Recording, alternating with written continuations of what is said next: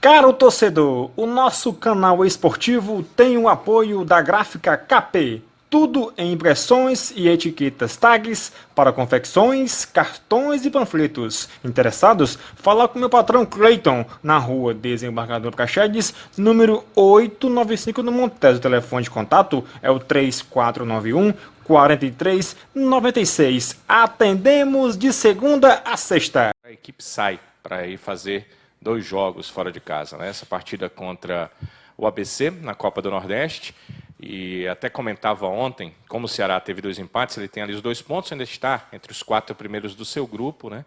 Mas ele está numa situação que necessita de pontos para classificação. E o outro jogo é um jogo decisivo, né? A Copa do Brasil agora com a sua formatação de uma partida só, você joga fora de casa e ali define já a classificação ou não. A gente até comentava ontem que o Bahia foi surpreendido, né? Acabou perdendo sua classificação já na primeira rodada para a equipe do River. Eu queria que você fizesse uma avaliação aí dessa viagem, já que vocês viajam hoje, né? E só retornam aqui à capital cearense na quinta-feira. São 2 jogos importantes, né? Um pela Copa Nordeste, outro pela Copa do Brasil. A Copa Nordeste, a gente vem, como tu falou, de 2 empates. Óbvio que a gente precisa pensar em vencer, porque nos leva a 5 pontos e nos deixa numa situação boa, né?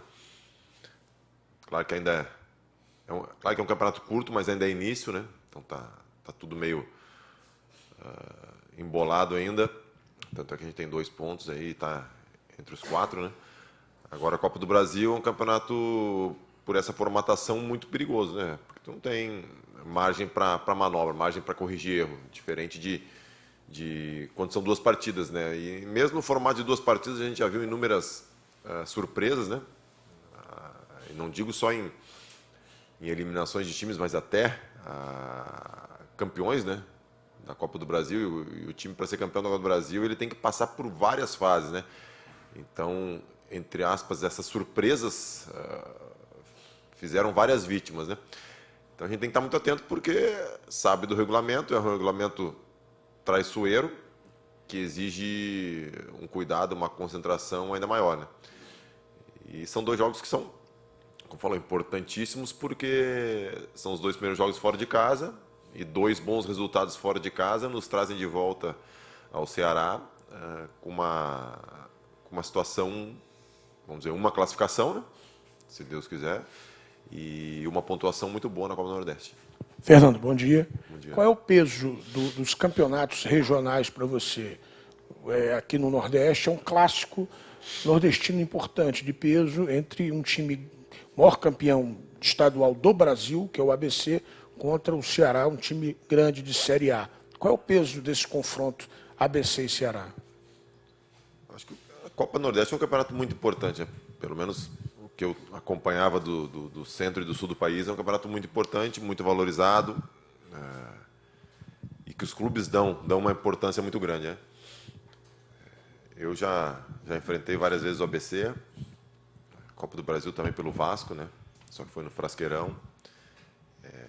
É um time que está acostumado também a jogar essa competição, acostumado a jogar a Copa do Brasil, acostumado a jogar contra times grandes, e tem a força da sua torcida também, né? É um time que dentro do estado tem um apelo muito grande, e certeza que a Copa Nordeste ela proporciona esses confrontos interestaduais, né? Regionais aqui do Nordeste.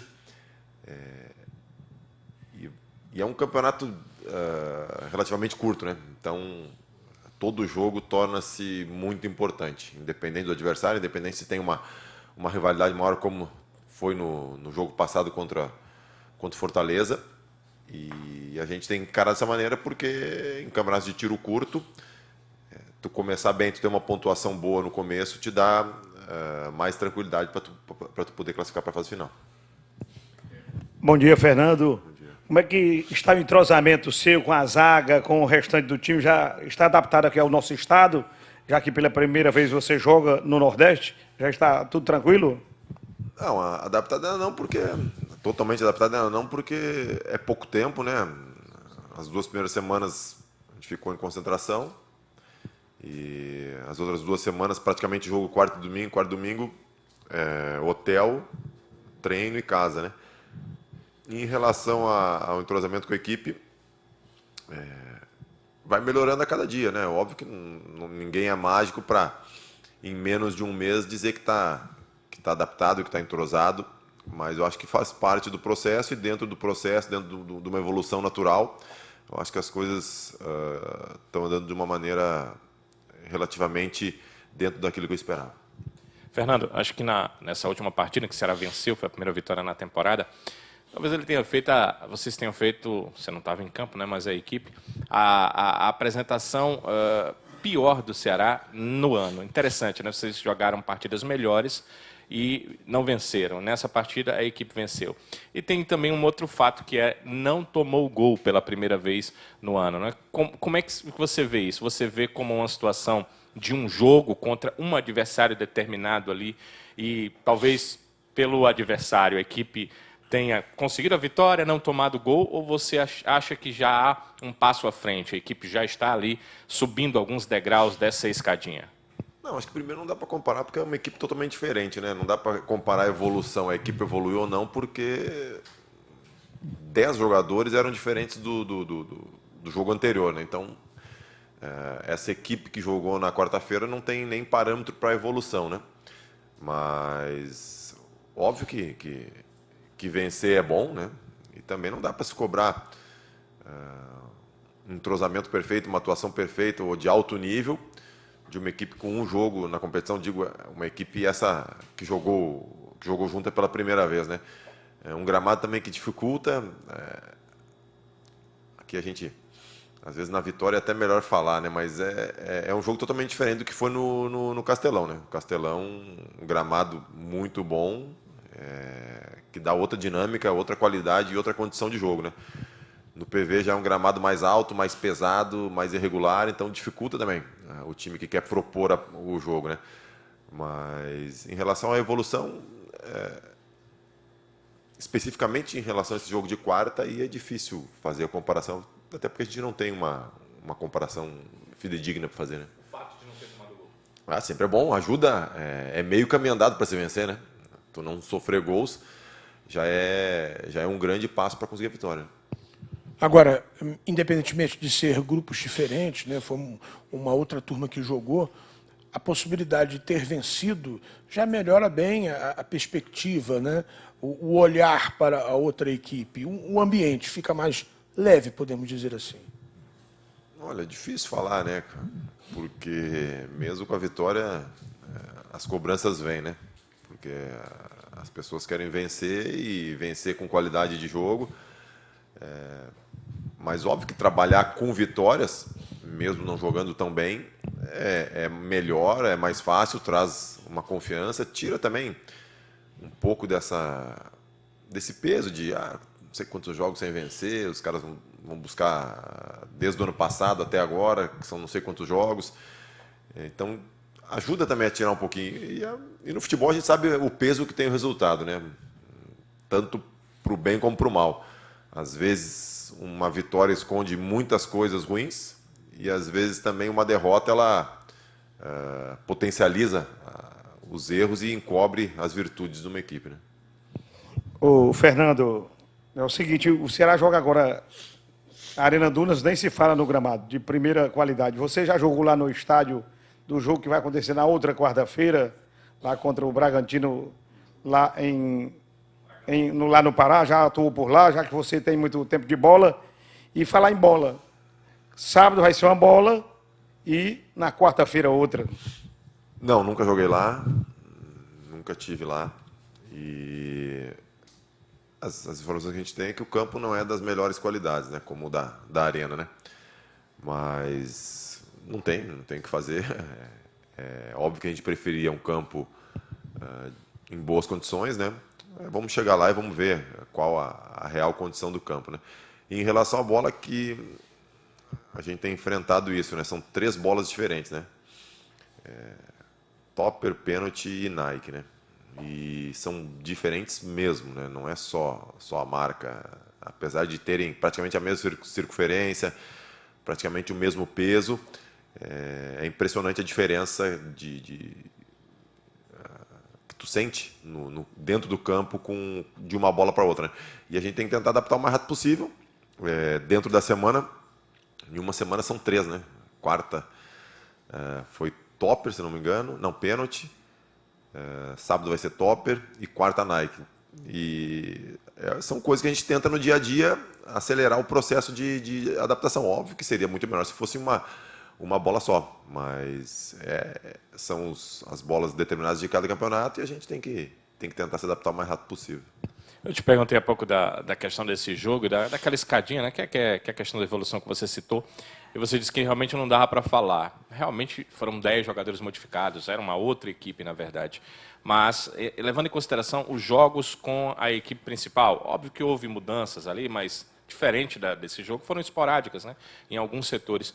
Dá para dizer que já há, sim, essa melhora da equipe pelos jogos com a equipe principal e os treinos que vocês vêm fazendo? Eu acho que sim, em relação ao primeiro jogo, que foi contra o Sindicato, depois contra o Frei Paulistano, eu acho que em relação ao último jogo, que foi o Clássico, eu acho que teve uma melhora bem acentuada, né? Eu volto a falar, óbvio que eu acho que o terreno de jogo ajuda também, mas mesmo assim, em termos de organização, de qualidade de jogo, de movimentação, até de ritmo de jogo, né?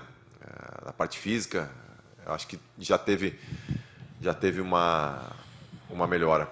Tanto é que eu acho que foi um bom jogo, né? Contra o Fortaleza, em termos de qualidade, de intensidade, eu acho que foi um bom jogo.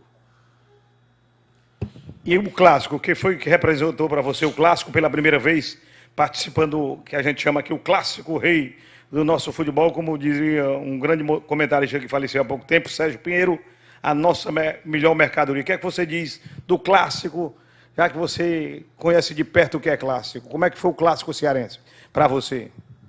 Eu acho que foi bom, um público bom, né? O estádio não estava lotado, mas foi um público bom. E ambiente de clássico sempre é diferente, né? Da rivalidade, o torcedor num grande palco, né? O Castelão, um grande estádio com um gramado bom. O clássico, eu acho que foi bem disputado, foi emocionante, foi bom de se ver para quem estava no estádio. E é um jogo diferente, óbvio, né? A rivalidade local numa cidade onde tem 2 times que afloram essa rivalidade. Todo o jogo desse tamanho é um jogo especial. E meu primeiro clássico, né? Eu fiquei com uma impressão muito boa. Normalmente aquele gramado de Copa do Mundo, né? Parecido com o gramado do Estádio Castelão. Se a gente falou aqui do Estádio da Copa do Brasil, que as informações que chegam para a gente aqui no Diogão, o gramado é ruim, não é um ótimo gramado, né? Tem a questão do 3h30 da tarde, né? Ali pertinho da linha do Equador, então o calor deve ser maluco. Mas em Natal a gente sabe que a circunstância é outra, o gramado é outro, parecido com o Castelão, parecido com o que vocês enfrentaram no Clássico Rei. É mais propício aí para o futebol, para uma vitória talvez do Ceará contra o ABC? Não, em relação ao resultado é difícil falar, né? Mas óbvio que para um rendimento é muito melhor jogar num campo bom, em condições ideais, né? Uma iluminação boa, aquela grama baixa, um pouco molhada, né? Eu acho que isso são as condições ideais. Óbvio que no futebol a gente muitas vezes não encontra isso, mas em relação a resultado é difícil prever qualquer coisa ou fazer qualquer prognóstico. Agora, em relação a desempenho, óbvio que ajuda não só o Ceará, mas o ABC também. E se a gente pudesse jogar só em gramados bons, gramados regulares, seria ideal, até para a valorização do espetáculo mesmo, né? Porque o jogo fica totalmente diferente, né?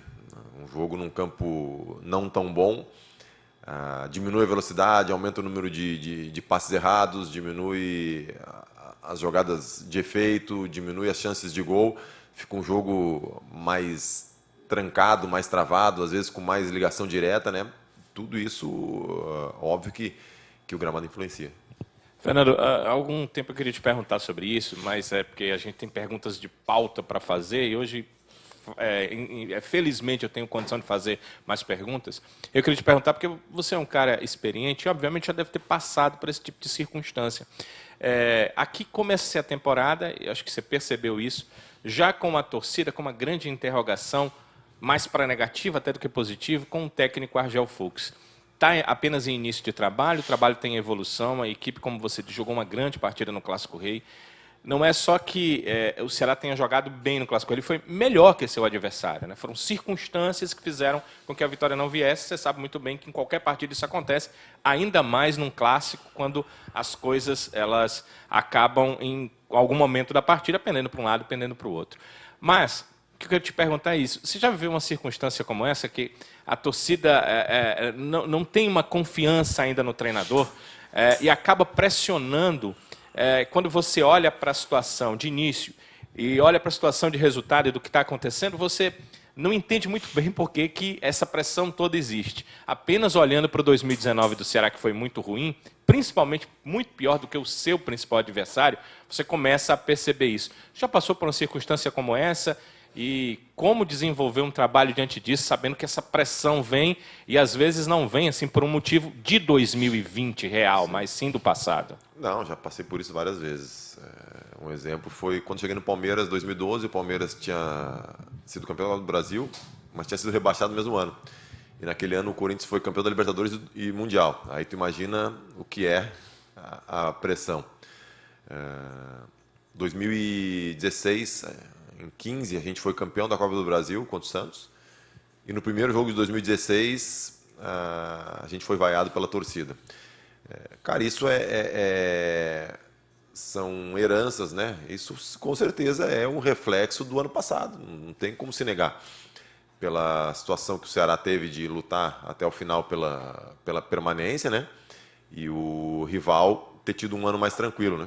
Então, isso, óbvio, que a torcida já desde o começo do ano traz esse peso do ano passado e aí vem com uma carga de cobrança bem maior do que de repente se não tivesse essa carga do ano anterior, né? Valeu.